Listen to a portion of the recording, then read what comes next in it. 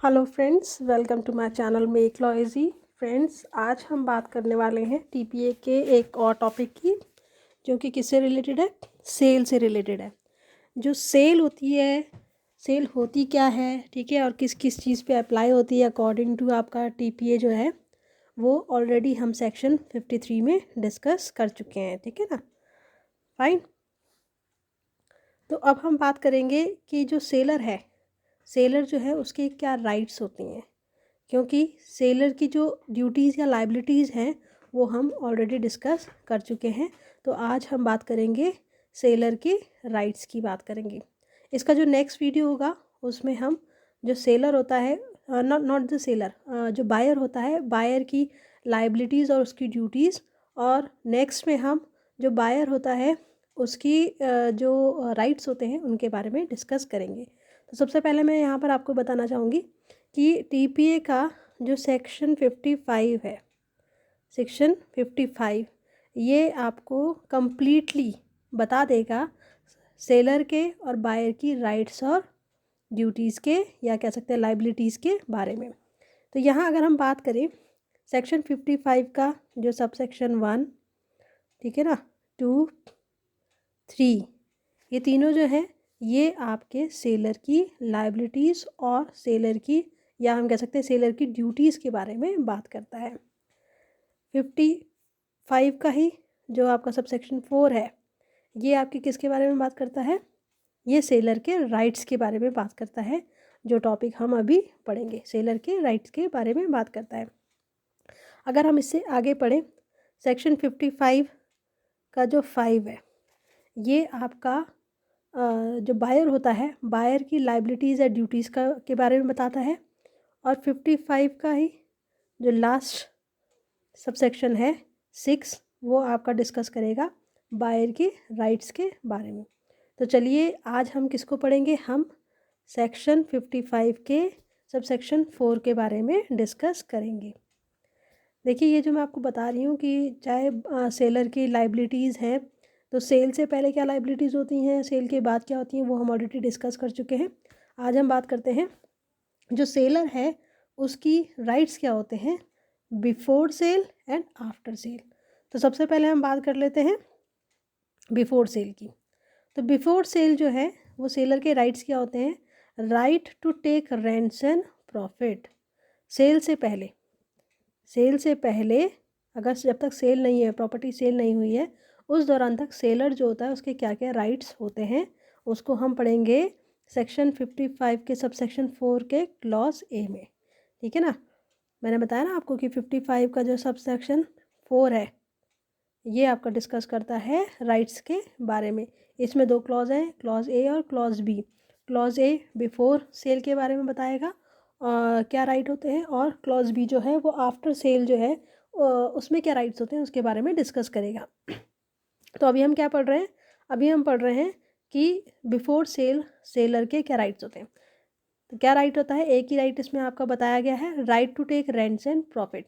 मतलब जब तक कि प्रॉपर्टी सेलर ने सेल नहीं की है किसी बायर को, सेल नहीं की है किसी बायर को, तब तक आपका सेलर आपका एंटाइटल्ड होता है किस चीज़ के लिए? Rents and profits of the property. मतलब जो वो प्रॉपर्टी है, जैसे मान लीजिए ये कोई प्रॉपर्टी है, ठीक है ना, ये सेलर की कोई प्रॉपर्टी है, तो इस प्रॉपर्टी से जो भी रेंट्स या जो भी प्रॉफिट्स वो एक्रू करेगा, वो मतलब जनरेट होंगे, उन सब का बेनिफिट कौन लेगा? सेलर लेगा। कौन लेगा बेनिफिट? उसका सेलर लेगा, till the ownership of it is passes to buyer. मतलब जब तक इसकी ओनरशिप बायर के पास नहीं चली जाती, किसके पास? बायर के पास नहीं चली जाती, तब तक इसका बेनिफिट, इन रेंट्स और प्रॉफिट्स का बेनिफिट कौन लेगा? सेलर लेगा। तो ये आपको समझ में आ गया होगा। चलिए आगे बढ़ते हैं कि सेल के बाद में आपका जो सेलर होता है उसके क्या राइट होते हैं। तो सेल के बाद में सेलर के क्या राइट होते हैं? Charge upon property for unpaid price. देखिए ये किस कंडीशन में होगा? मतलब charge upon property for unpaid price, मतलब इसका कहने का मतलब ये है कि सेलर ने जब एक बार प्रॉपर्टी बायर को क्या कर दी है? दे दी है, बायर को ट्रांसफ़र कर दी है ना, और ये जो ट्रांसफ़र किया गया है, ये इसके लिए जो आपका सेलर है ना, इसके लिए जो सेलर है उसको बायर के ज़रिए पूरा अमाउंट नहीं मिला है, फुल पेमेंट नहीं हुआ है। मान लीजिए कि 30 लाख की कोई प्रॉपर्टी बेची, मान लीजिए 30 लाख की कोई प्रॉपर्टी बेची है ना। 30 लाख में से सेलर को कितने मिले? सेलर को सिर्फ मिले हैं 15 लाख रुपए, ठीक है ना। 15 लाख मिले, बाकी के 15 लाख क्या है? पेंडिंग है। पर प्रॉपर्टी क्या है? ट्रांसफ़र हो चुकी है, किसके पास में? बी के पास, बायर के पास में। तो इस केस में जो सेलर है ना, ये जो अनपेड अमाउंट होगा, जो भी अनपेड अमाउंट है, मतलब जो रिमेनिंग अनपेड अमाउंट है, उसके ऊपर ना कुछ चार्ज लगा सकता है, उसके ऊपर कुछ चार्ज लगा सकता है। मतलब ये जो आपके 15 लाख पेंडिंग है जो बायर ने देने हैं, इसके मतलब सेलर जो है ना, इस 15 लाख के ऊपर भी चार्ज लगा सकता है, और उस चार्ज समेत बायर को ये अमाउंट किसको देना पड़ेगा? सेलर को देना पड़ेगा। तो इसको एक बार मैं आपके लिए रीड कर देती हूँ कि क्या लिखा है इसमें। Charge upon property for unpaid price, this states that if the ownership of the property has pass to the buyer before payment of the whole of the purchase money. क्या कहा है इन्होंने कि मान लीजिए कि जो ओनरशिप है वो ट्रांसफ़र कर दी जा चुकी है, किसको? बायर को। बायर को ओनरशिप ट्रांसफ़र हो गई है before payment of whole of the purchase money, मतलब जो कीमत तय की गई थी उसके फुल पेमेंट से पहले, फुल पेमेंट से पहले ही प्रॉपर्टी सेलर ने किसको ट्रांसफ़र कर दी है? बायर को ट्रांसफ़र कर दी है। Then the seller becomes entitled to charge upon the property. तो सेलर जो है वो किस चीज़ के लिए एंटाइटल्ड हो जाएगा? उस प्रॉपर्टी पे चार्ज लेने के लिए, मतलब जो रिमेनिंग अमाउंट है ना उसके ऊपर वो चार्ज लगा सकता है। Which is in the hands of the buyer, ठीक है ना। कि और ये प्रॉपर्टी कौन सी प्रॉपर्टी है? किस पे सेलर आपका मतलब किसके रिमेनिंग अमाउंट पे सेलर कोई चार्ज लगा सकता है?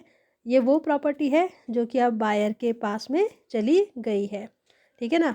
अब ये आपका बायर, आपको पता है ना, बायर जो आपका सेलर है, सेलर क्या कहलाएगा? ट्रांसफरर। क्या कहलाता है? ट्रांसफरर। और आपका जो बायर जो है वो क्या कहलाता है? आपका ट्रांसफरी। क्या कहलाता है बायर? आपका ट्रांसफरी।